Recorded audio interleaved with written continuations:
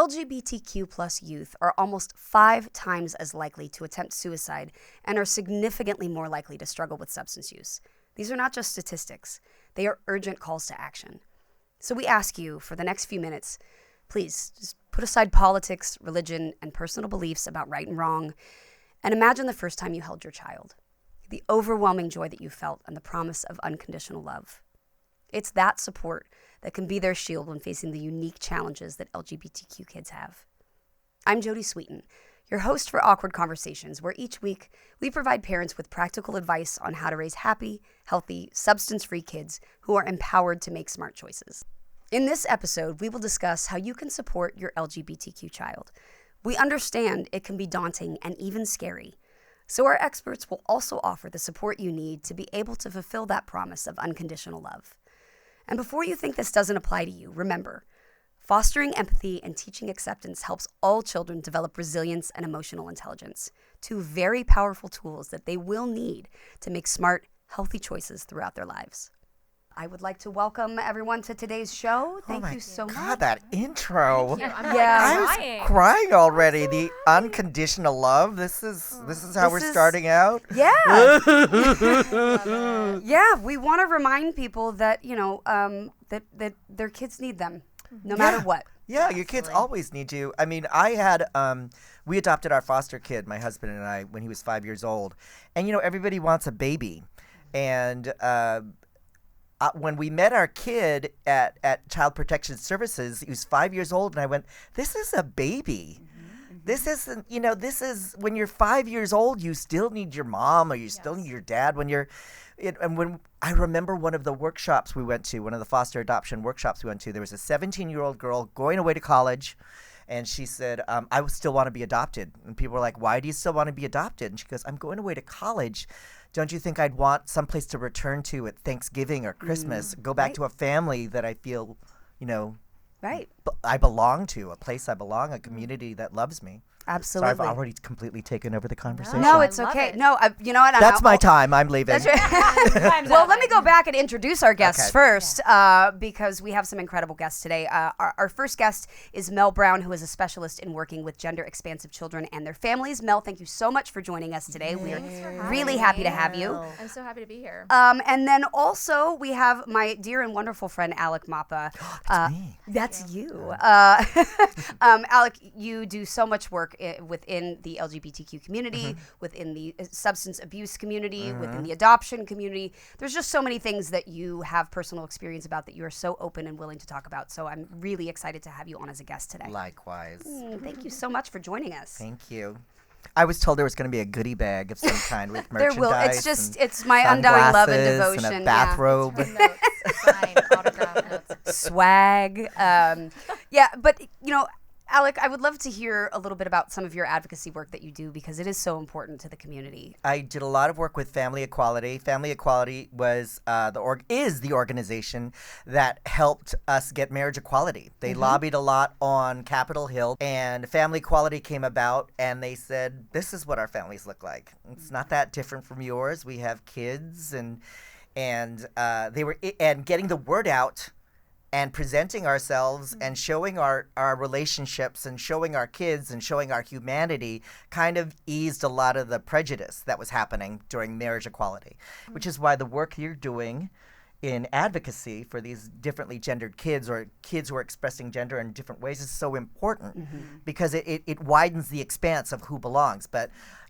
this goes back, my advocacy goes way back as to the 80s when everybody was dying of AIDS. And then it went into the 90s when they were trying to keep people from serving in the military, and then into marriage equality. So as an LGBTQ person, my advocacy and my activism is just, it never ends. Yeah. And you're also a parent. And I'm also a parent. They say each generation's job is to make the generation before go, what the hell is happening? And that's what this generation has done. Absolutely. Yeah. It's made us rethink a lot of things. A lot of things.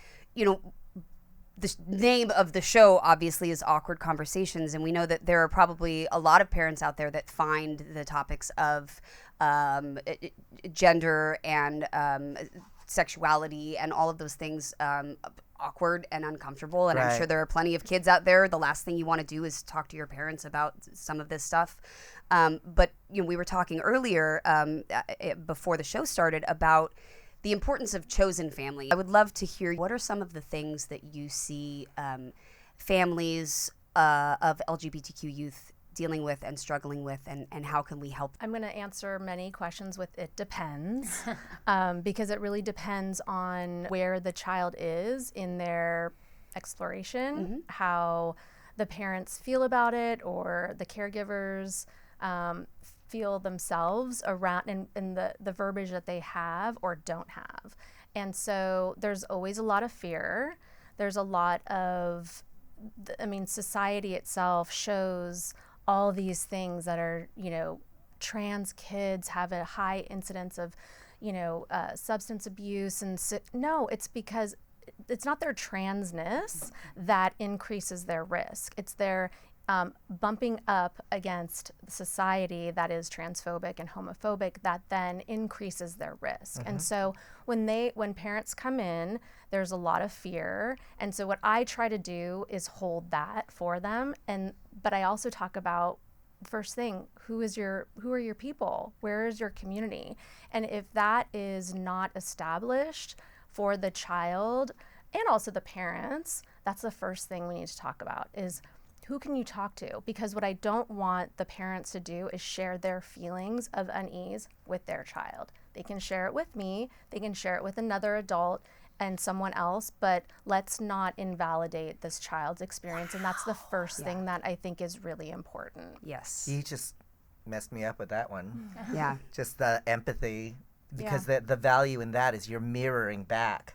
Well, are you mirroring back judgment, That's or are right. you mirroring back unconditional acceptance and love That's for right. your kid? Right. And I also want to hold space for those parents who aren't ready, because that's valid. Right. I don't have parents coming in jumping for joy that their child is trans. They're terrified because they don't know anything about it. Right. And either they don't know anything about it, or what they do know is that the world is going to be incredibly hard and unkind on their child, and that is its own kind of fear as a parent. Even if you're completely supportive of your child as they are and who they are, the fear that the world might not be is something that can be really scary. And what we want to do on this show is really talk about how to help kids and families who are walking through the experience of either coming out as LGBTQ or exploring that, but also how we help families raise allies of LGBTQ youth.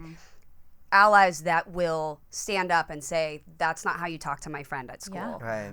That's not how you treat somebody, and how we get that to sort of spread like wildfire. To be the predominant culture. Right. And it's like what you were saying earlier, that sense of community is what makes the child feel safe. The kids need safe spaces where they feel they can express themselves and be safe and not be mocked and not be judged. And that speaks to the suicidality of these kids and the substance abuse problems of these kids, because when they feel anxious, when they feel unsafe, my son had a best friend who is a trans girl who experiences a great deal of anxiety and she has accepting parents.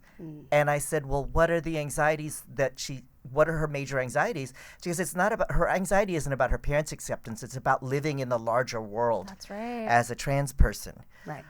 How do I'm accepted in this very limited environment, these four walls. I have people who love me, but am I going to be able to recreate that in the world beyond? Right. And I think a lot of my drug use, I can be pretty frank about it, as a queer teenager, came from that feeling of I wasn't accepted by my parents. I did not have a safe space that I could exist in, and I felt vulnerable a lot of the time. So my drug use was about not feeling vulnerable, to escape that feeling of fear and vulnerability. Right. Yeah. It's a coping strategy. Yeah. And we want a coping strategy to be healthier. There needs to be a community that people come and can be whoever they are in that space. We have to speak to this generation. This is a very anxious generation. Yeah. Because they've grown up with social media, they've grown up with screens, and I think that's given them this whole other idea of who they're supposed to be. Right. And if I don't line up with this community, if I don't even match the pictures that I'm posting myself, that creates anxiety. Right. And let's not forget that we are still re-entering post-COVID. Oh, yeah. Right. And how to socialize and reintegrate. And some of my clients, their happy place was at school with their friends, and now they're stuck at home with their family that does not accept them, and they can't be who they want to be. Right. So I think we're also coming out of that era too, and we have to manage that. Yeah, I'm finding that sense of community. I mean, it's so important for young people in general. It's what helps them, find themselves, find who they are, get through struggles, all of these things, but even more so for LGBTQ youth to really find those people where they can 100% be authentically themselves, or even explore who they want that self to be. I think we also, and I'm sure you see this a lot in your practice, is having that conversation that this is not an end point. This is just a beginning of who this person is going to be. How can families help? In terms of families separately, I think it's about and if I get too jargony, please just stop me. But mirroring something, right? So like in my practice, I really want to validate, normalize, all of the things that people feel anxious about or, have shame around, right? That's who you are inside. Okay. Beautiful. It's like, really? So being able to mirror that is really important. And for parents, they need to have a space outside that maybe other parents that have gone through it at different levels, they're at different spaces, they can have those conversations like, I'm really scared because blah, blah, blah.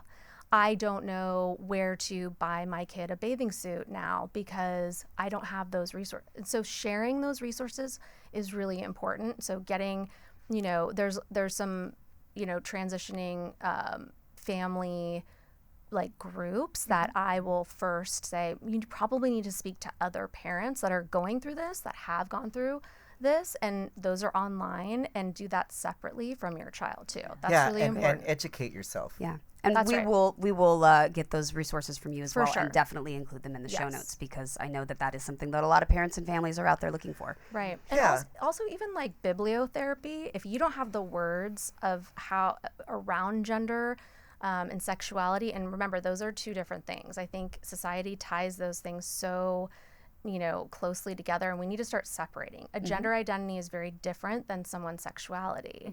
And so reading books, Sex is a Funny Word is a great book. Oh, I had that was the book I think I gave to my kids when we were discussing a lot of stuff, that one. Yeah. And it's good. And you can pause and say, what do you think about this? Where you don't have the words for it, but you can utilize books to start those conversations, and it's a helpful, because parents don't have all the answers. Mic drop, right? Spoiler alert, you're gonna mess up and also, you don't know. Yeah, it's also important to say that. I don't know, but I love you. Right. And let's take this journey together, and let's unpack this together. As a queer parent, I every year I'd vacation with other queer parents with our family that Rosie O'Donnell started back in the day, where other LGBTQ parents could get together with other parents and our kids and all go on a vacation together on Club Med or on a cruise. And so I've seen the kids grow up together. Yeah. And, we don't all have queer kids. Some come out straight. And the straight kids or all the kids become the safe place for the other queer kids in school. Yeah. They become the safe place. And also, we grow up with little kids explaining to them all this stuff from a very young age. And so we had language early on as parents, kind of explaining gender to a child. Let's say you were peanut butter.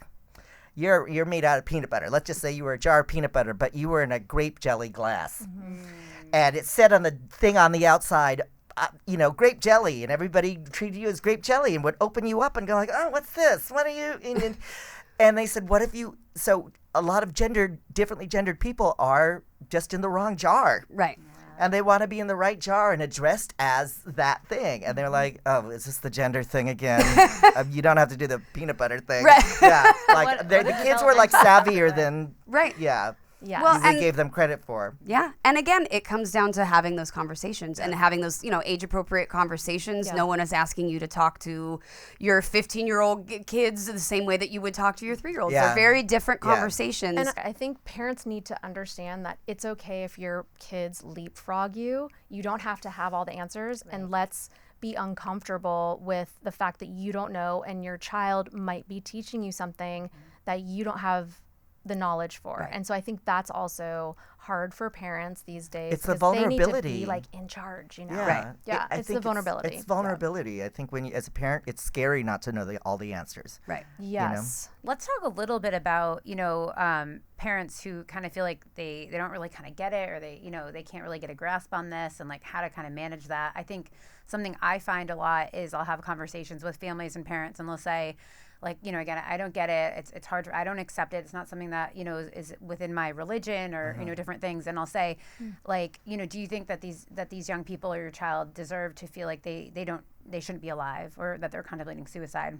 And so often the person will say, of course not. Like of course I don't think that they, I don't want my child to die. I don't want, other children to die. And I think sometimes bringing it back to starting, like, you have to start somewhere before somebody gets to the place, and we've talked already about this, acceptance and understanding, And the knowledge that not everyone, like you said, there are kids that have grown up with queer families and who have the language and the understanding and the knowledge because they've been exposed to it and been around it. But the families that don't, how do we let them know it's okay if you're not there yet, but it's a journey?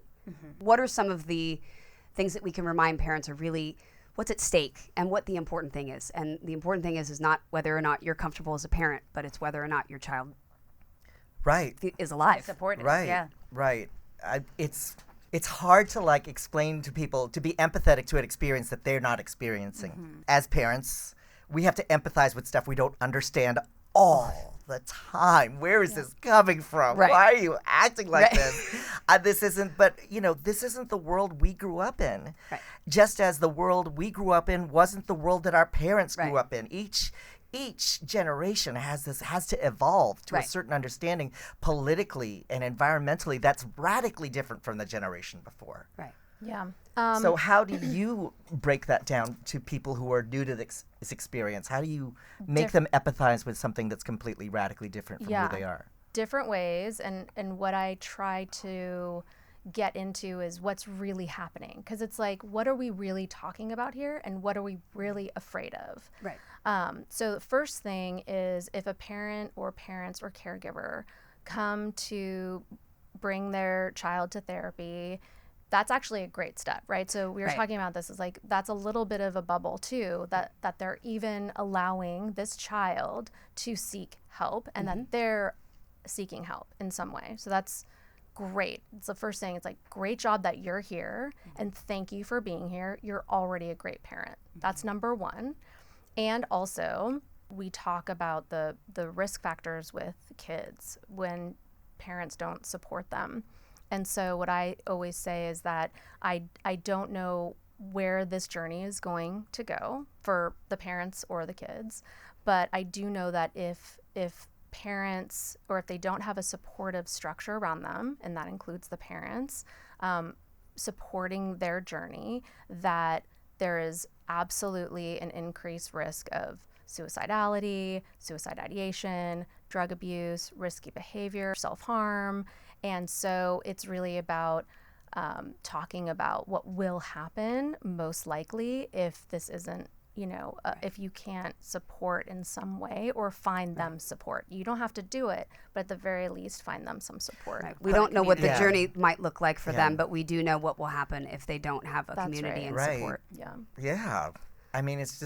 That's kind of, first of all, I love your cadence, and I love the way you talk. If you're listening to this, you can't see like how empathetic your eyes are, and you Thank have you. I you appreciate have an that. immediate thing of pulling people at ease. I'm an agent of chaos, so I come into a room and it's a tornado.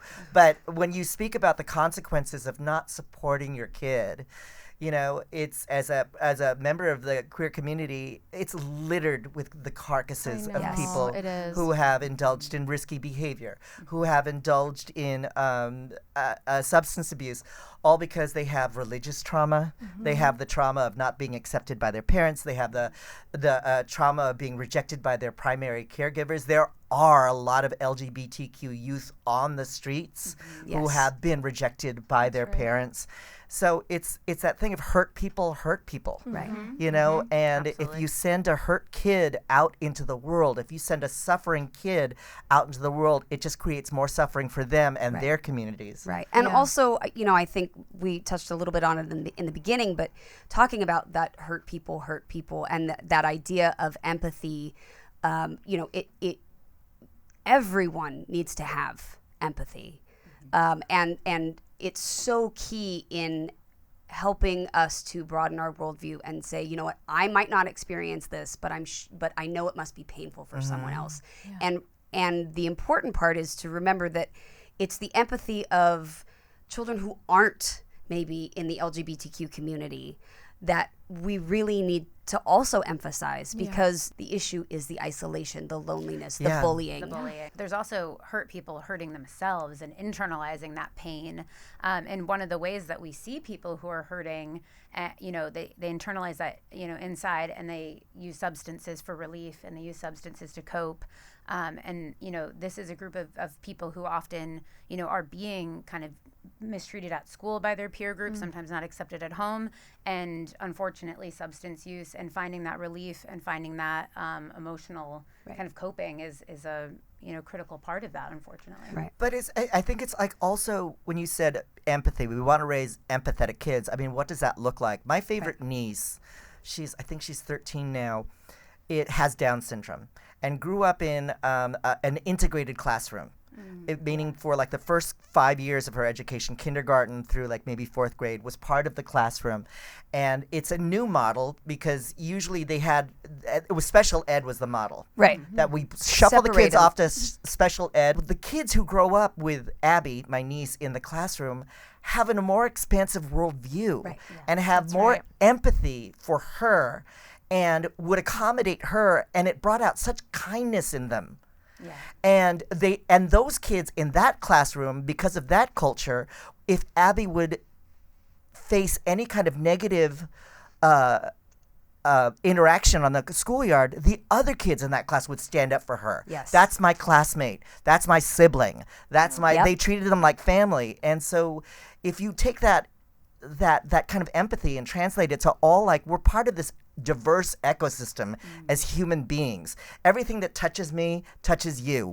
We breathe the same air. We drink the same water. Let's not screw that up for each other. Right. Let's make this a world where everything works for everybody. And I think that's a really it's hard thing enough. to do. It It's is hard enough. enough. It's hard enough if you are cisgender, heteronormative, you know, all of the... I say the straight, not narrow. Yeah, I mean, exactly. All of you know, if you fit into all of those check boxes, life is still it ain't easy. Yes. And anyone outside of that, I just, you know, I want us to really understand that the isolation and the treatment of people in marginalized communities from those outside of it is really where the problem lies. And I also think that's why representation is so important, because you don't know if you don't know, right? And so that segregation of special ed and all of those things where it's like, let's just put these kids somewhere else, it doesn't do anyone any good. It's about integrating so that you can have those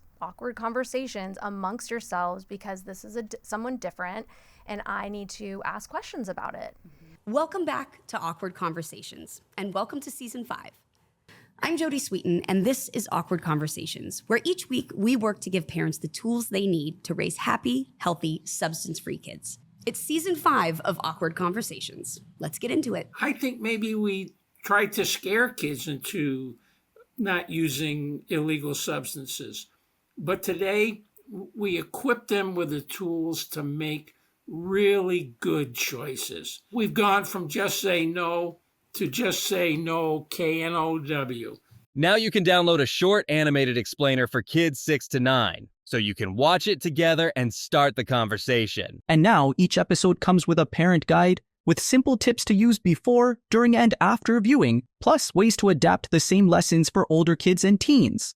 And this is just one topic. Each week, you'll also find new explainers and guides on sleep, nutrition, tech safety, peer pressure, mindfulness, and more. Visit GetSmartAboutDrugs.com to access the full library of explainers and guides and every episode of Awkward Conversations. It's season 5 of Awkward Conversations. Let's get into it. One thing I do sort of want to touch on, and Alec, I'm sure you can speak to this too, is that, substances within the LGBT community are also, a lot of the communal spaces are bars. Or, it's a Parties. lot, right, bars, parties, circuit party, that sort of environment where substance use is really prevalent. And how do we help support our new baby LGBTQ family Our gabies. Exactly, our gabies. How do we help them find that sense of community and connection that isn't also at a detriment to themselves and their well-being? And I think, I would say probably even, I remember in the 80s, anyone that you knew who was queer and hadn't come out yet, they just went to the bar. Yeah. And how many people do we know that aren't here now? How do we help separate those two things so one doesn't have to be intrinsically tied into the other? That's a really great question. I can only speak to my own experience Right. growing up in a very religious household that did not support me, and not being able to talk about my parents made me feel very isolated. Right. It made me feel, and this is in the 80s, so I'm coming out at a time where people are dying, sex is dangerous. I need a lot of things explained to me in a way that I could understand, and I don't have that. So I had to educate myself a lot on my own, made a lot of mistakes. I've been sober for 3 or 4 years now, just kind of like getting to a point where I understand my own pain. Right. I think that there was nobody at my age when I was growing up who would have the age-appropriate conversation about where I'm at right now. I'm in so much pain. I'm so afraid of losing you. I'm so afraid of losing friends. I'm so afraid if I'm myself, I won't belong anywhere.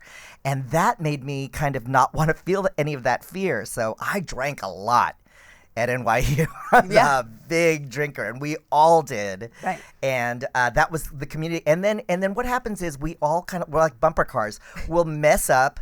We'll get all dented and messed up, and then we'll figure it out. Right. But we could have all saved ourselves a lot of trouble. I mean, you have to address, why are you medicating in the first place? Why are you coping with a substance in the first place? Because there were no coping mechanisms put forth to us, which is why this kind of education and empathy is so essential. Before we go down this road, let's talk about where you're at right now. I think there's also like an intersection to be thought about here around the time identity-wise that people are, often coming out or kind of exploring their sexuality and their sexual identity and all of these things coincides also with a time that their brain is particularly vulnerable to, to substance use and substance use exposure. Not a frontal lobe to be found. Not a developed one anyway. Not a developed frontal lobe, just a giant, what is it, a giant amygdala at the time, just all emotion. I mean, I started smoking pot at 14. Right. So no frontal lobe developed there. Right. When does it close up? Like you're 20, 25? Yeah. So you've got almost 10 years there. Yeah.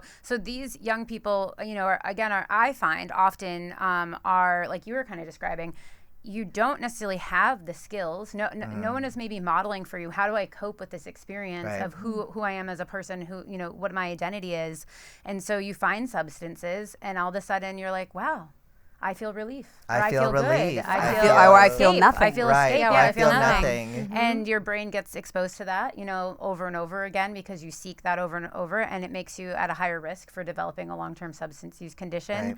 Right. And it's just so sad to think that kids who are already struggling and having these difficulties then now have this additional struggle. Right. And it's not just LGBTQ kids, it's all kids. Any kid who's met with anxiety. Yep. I feel like if you're having the drug conversation at 14, it's too late. Well, we talk about that all the time. That really, you have to start preschool, 4, Yeah, you 5. have to start age appropriate. Yep. These are substances. This is what it does to your brain. This is your body. This is how it works. Yeah. You know, we sent our kid to a class in consent when he was 9 years old. And the way they explained consent to that kid, my kid, it was so incredible. He came to the breakfast table and he's like, okay, I'm going to make a fist and I want you to get me to open it. So I said, open it. And he wouldn't open it. And I started prying it open. He wouldn't open it. And I was like, I give up. He goes, okay, all those things that you wanted me to do were about what you wanted. Ooh. Whether or not I open my fist is up to me, and that's consent. Yes. And I was like, that was so simple. Yeah. It was so simple. And he's like, I might decide to open it. I might decide to close it.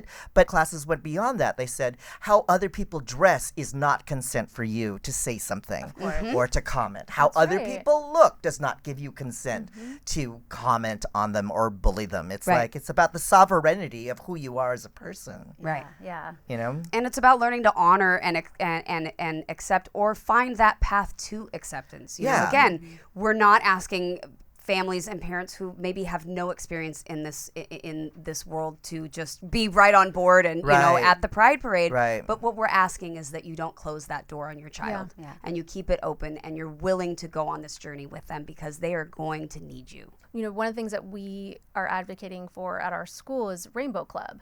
And so anyone can join. It's not just for a kid that identifies as LGBTQ+. It's for everyone who feels different. And, you know, that is something that I think anyone can connect to, is when has been a time that you feel different, or when do you want to learn more about this, right? And so I think that's a good starting point, especially at the school. It's a private space. There are no parents that are allowed. It's within, the teachers are there, and there's books that we read, and it's all part of diversity and equity, talking about different families. And so it's about building that empathy, and that's a good starting point too, is through the schools, if you can. Absolutely. I remember in high school, you know, the Gay Straight Alliance Club, and that was that's like still alive and still kicking. very much alive. Back and then kicking. we called it Drama Club.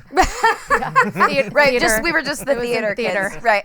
But no, and even more and more, there are clubs, there are resources, there are things, you know, that spaces that kids can find, LGBTQ youth and others, that are substance free. But you know, it really is it's the external forces. You know, let's say now we have a parent who is on board and willing to go on this journey with their kid, and they're like, okay, we can do this. What's the next hurdles that they're going to face? You know, they might be, like you were talking about, accepted and loved within those four walls, but the world at large. You know, how do parents now take that little, you know, nest that they've built, and how do they expand it to the world at large? Yeah, and I think that's the scary thing for parents is, I didn't sign up to be an ally. I don't know how to advocate for my child. I feel embarrassed when I'm in a supermarket and someone comes up to my child who hasn't transitioned but wants to wear a dress, and I'm the one that needs to explain myself, right? So it's about really talking to the parents about and giving them tools of, and I do a lot of role play. Different from cosplay, but role play. I'm open to that too. Everything's therapeutic. So there's a lot of role playing those conversations so that you can be an advocate for your child. How about going to the doctor? This is going to be a really interesting trip. So are you at a doctor's office that they will use the correct pronouns, that the nurses are aware and sensitive to gender expansiveness? And also, do you know how to advocate for your child, preparing them for a physical that might be really uncomfortable? So it's about having all of those conversations that parents aren't yet ready for, and just the more prepared they are, the more confident they feel about it, and then they can go out into the world and help kind of advocate for their kids. Right. And I would say also one of the best places to start asking questions and learning about resources and where you can advocate our pediatrician's office. Absolutely. Particularly, you know, ones that are very gender expansive, inclusive, and you know, wanting to work with parents. And if you find that yours isn't open to that conversation, then Absolutely. you know, there must and there are other pediatricians out there, and you don't have to stay with the one that cannot support you and your child. I have pre-called offices and said, hey, there is a child that identifies as gender expansive. How is your office with, you know, Are they gender affirming? Where, do you have patients that identify as gender, queer, gender expansive in any way? I will do that for my clients ahead of time so they can, feel confident that they're going into a situation that feels safe. So last season, we talked a little bit about how finding a therapist can be difficult, and I kind of joke sometimes that you have to kiss a few frogs or therapy frogs to find your prince, princess, or royal kind of therapist. Not that you're kissing your therapist, of course, to be clear. So that would be not good. Move on from that therapist. Yeah, definitely don't be with that. But I think the same applies here with whether it's physicians, whether it's music teachers, sports coaches.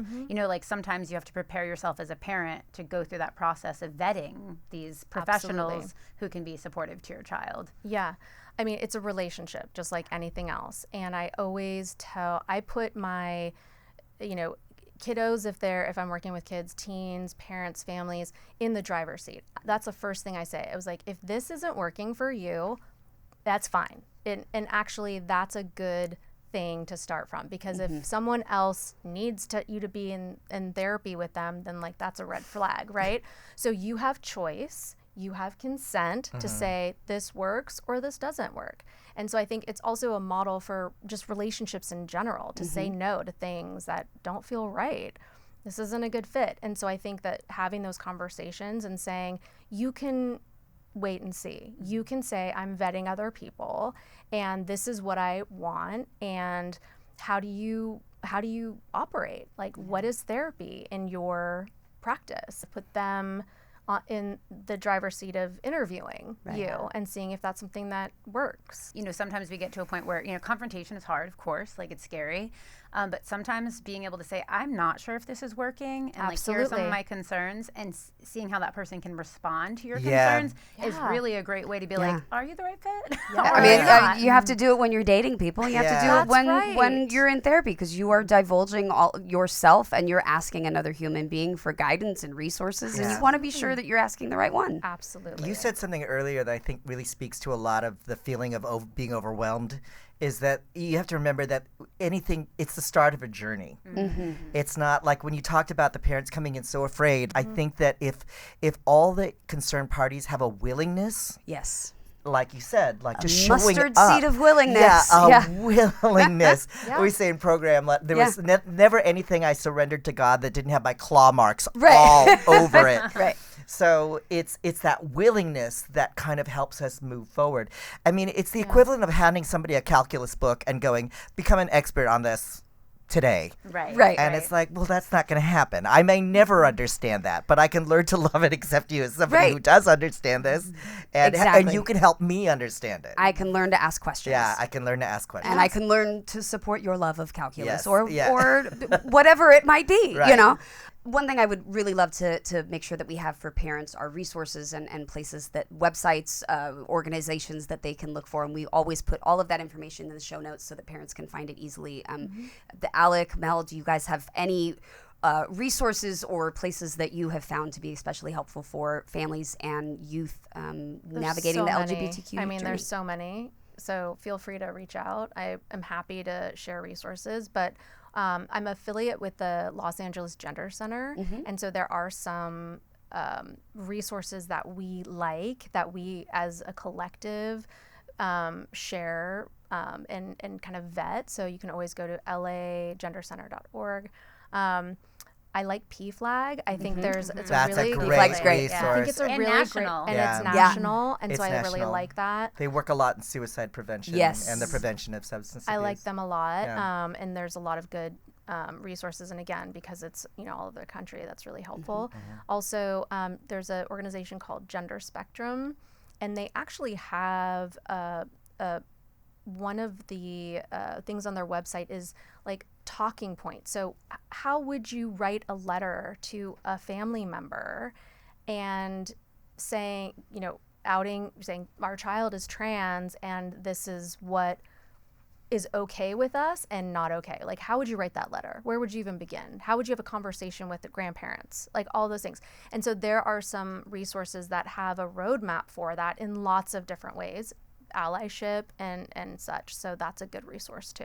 Great. All of the links for these resources, of course, will be in the show notes for folks to access. And read books. There's so many good Yes. books out there. Do you have your top 2 book recommendations that you would recommend to families just starting this journey? Right now, I really like, so Rachel Pepper is an author, and she just came out with a book recently called The Transgender Child. It talks about experience with parents too. I love the Gender Quest workbook, which is something that parents can go through with their child too, and just actually give it to their child if they are just exploring.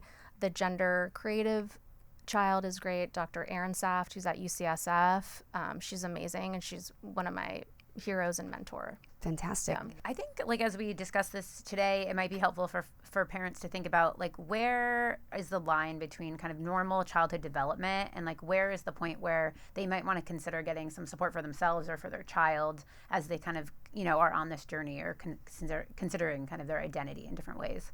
Yeah, I think a talking point that's been around is it a trend? When is it going to, how do I know? How did they know? And is it a phase? Yeah, is it a phase, right?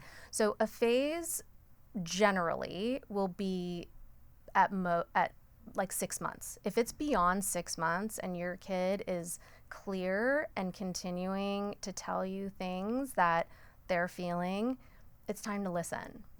Okay, great, wonderful. Great.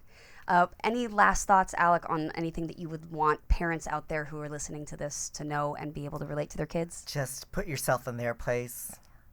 If you've ever felt not loved or accepted in your life, try to remember how that feels. You don't have to be a queer person to have experienced somebody shutting you out. Right. Or a friend no longer speaking to you, or to be ostracized by a community, or to be afraid or to feel vulnerable. Just put yourself in their place. Great. I also think, let's try not to choose fear. Let's try to choose love, because that's really what it is about. And I think that fear, that's what's breeding a lot of hatred and, misunderstanding and misinformation. And so let's try to shift, because even parents who aren't there yet, we love them too. They're in there. They're exactly where they need to be. And so let's choose that. I just want all the parents out there to know that there is no judgment. We just want you to be able to take this journey with your kid and support them and love them like every kid and every human being deserves. That's right. We all need love. We all need support. We all need community. And we all need to have conversations with each other, whether they're awkward or as lovely as this conversation was. Gay as possible. Which it wasn't as awkward as I thought it was going to be. No, well, you did come close, so that was helpful. I appreciate that. No, but thank you guys so much for joining this. This is such an incredibly important conversation, and I just am so honored that we got to have it, and I hope that it really helps someone out there on this journey. I know it will. It will. Absolutely. That's it for today's episode of Awkward Conversations. I'm Jodie Sweetin. I'll see you next time. Ever had your kid overhear you grumbling about bills and suddenly they're asking if you're moving into grandma's basement? Kids have a wild imagination, and when it comes to money, they often fill in the blanks with the worst case scenario. But for millions of kids, financial instability isn't just imagined, it's real. Right now in the US, more than 1 in 6 children live in poverty, and nearly 4 in 10 are in low-income households struggling to meet basic needs. That means tens of millions of kids are growing up with rising rent, groceries that don't stretch far enough, and parents having to choose which bills to pay each month. Even when we try to shield them, kids pick up on the stress. And sometimes imagine the situation is even worse. That anxiety can shape their mental health, their sense of safety, and even their choices around substances. I take the typical patient who comes from an affluent family. More often than not, their substance use is more of a social lubricant. In families that are experiencing economic hardship, a lot of times I see it more as numbing the stressors of life. Certainly someone who's experiencing economic hardship, there's going to be a lot more stressors, right? They don't know where they're going to live. They might lose their car. We use an operative word there, stress. In those moments, children pick up certain aspects, right? Different factors that are occurring, within the household or within the family. And so within that, there is, or the potential for certain levels of stress to be incurred as a result. I think one of the best things to do is getting in touch with social work. And that's really what I do as a pediatrician. They have an array of resources they can get people in touch with. Oftentimes you can find mental health care for parents or for kids on sliding scales. You can find, students who are in their master's programs, and they're incredible. My kids have used, services like that. I've used services like that. It's really important to know that the mental health support, even if you don't have the financial ability, can be met. It might be a little more difficult, but it is there and it is available, and it doesn't mean that you are shut out of receiving the kind of mental health care that your family might need. Make sure to check out getsmartaboutdrugs.com. Parents, caregivers, you can find so many resources of great information there about how to talk to your kids and make these conversations a little less awkward. A huge thank you to the ELPS DAP, which is the largest all-volunteer nationwide drug awareness program, and also a huge thanks to the DEA for their outreach program and for making this possible. The views, information, or opinions expressed during the Awkward Conversation series are solely those of the individuals, speakers, commentators, experts, and/or hosts involved, and do not necessarily reflect nor represent those of the production, associates, or broadcaster, or any of its employees. Production is not responsible and does not verify for accuracy any of the information contained in the series available for viewing. The primary purpose of this series is to educate and inform. This series does not constitute medical or other professional advice or services. This series is available for private, non-commercial use only. The production, broadcaster, or its channel cannot be held accountable for all or any views expressed during this program.